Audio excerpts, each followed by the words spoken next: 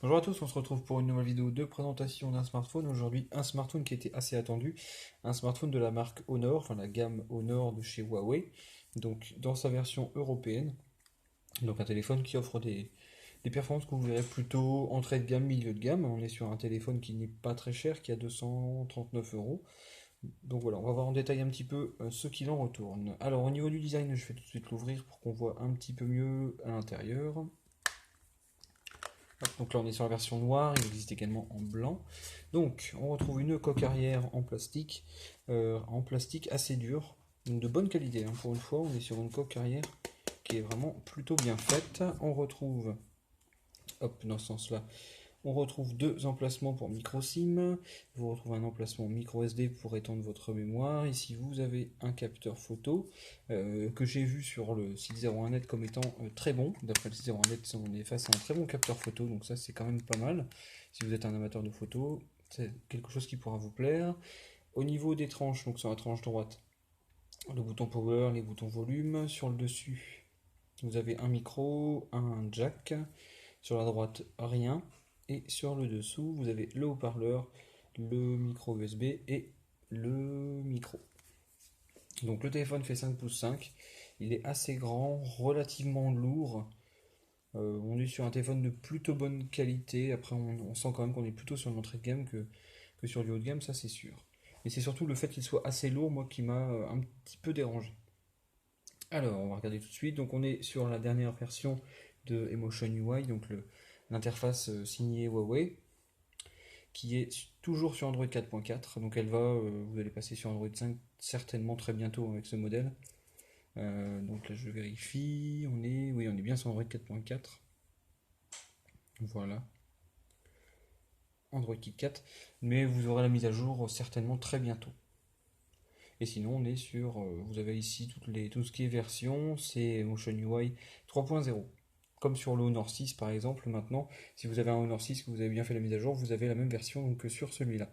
L'interface n'a pas du tout changé, on est vraiment sur la même chose que le Honor 6. Donc c'est-à-dire pas de.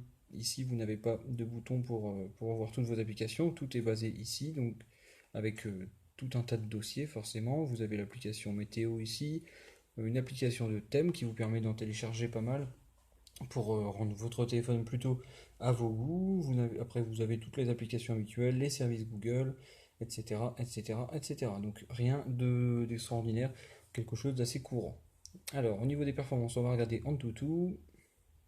Le score 31 864, donc c'est plutôt pas mal. On est sur un score entre entrée de gamme et milieu de gamme, c'est correct, donc ça va. Pour un téléphone autour des 200 euros, c'est correct. Même si, à titre personnel, je trouvais que le téléphone était un petit peu cher pour ce qu'il propose. Mais bon, finalement, il a des points positifs, comme je vous disais, son capteur photo, qui visiblement est excellent. Donc, ça vous fait une comparaison. Vous êtes un petit peu au-dessus du HTC One, en dessous du LG G3, donc c'est correct.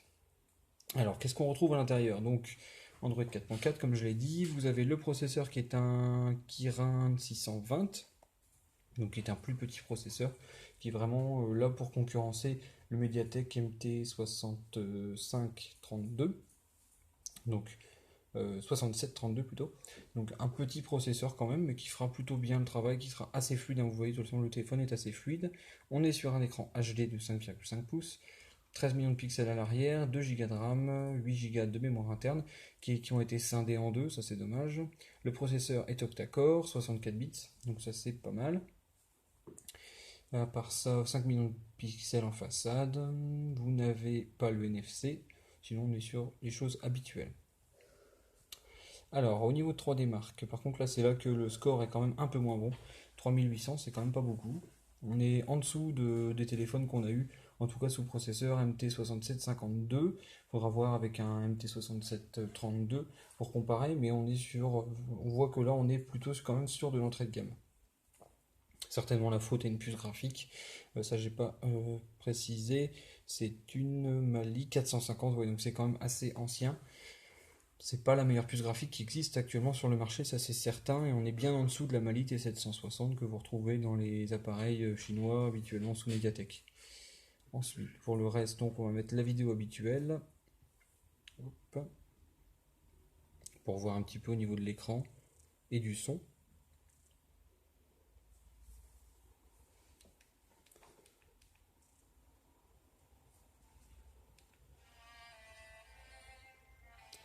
L'écran est pas mal. Voilà, si je dois donner déjà un premier constat, l'écran est plutôt pas mal. On est sur un écran IPS, donc on voit plutôt bien. Il est assez lumineux, assez contrasté. Par contre, le son, c'est pas. Ouais, ça va. Le son, ça va sans plus. Mais non, l'écran, par contre, lui, plutôt correct. C'est pas le plus mauvais qu'on ait vu, ça c'est certain. C'est pas non plus le meilleur, mais c'est pas mal. Pour un téléphone autour des 200-250 euros, c'est pas mal. Voilà. Sinon, si je dois donner mon ressenti, donc c'est un téléphone que je vous recommanderais si vous aimez bien par exemple la marque Huawei ou la gamme Honor. Avec l'interface Emotion UI, ça peut être un argument assez sympa. Si vous aimez la photo, c'est un téléphone qui est à recommander. Globalement, il est plutôt pas mal, hein. Il est plutôt performant, on va dire nettement suffisant pour un usage et pour un utilisateur normal. Donc c'est un modèle qu'on peut vous reconseiller, donc qui se trouve dans la boutique Android à 239,90 €. Voilà, je vous dis à bientôt pour une prochaine vidéo.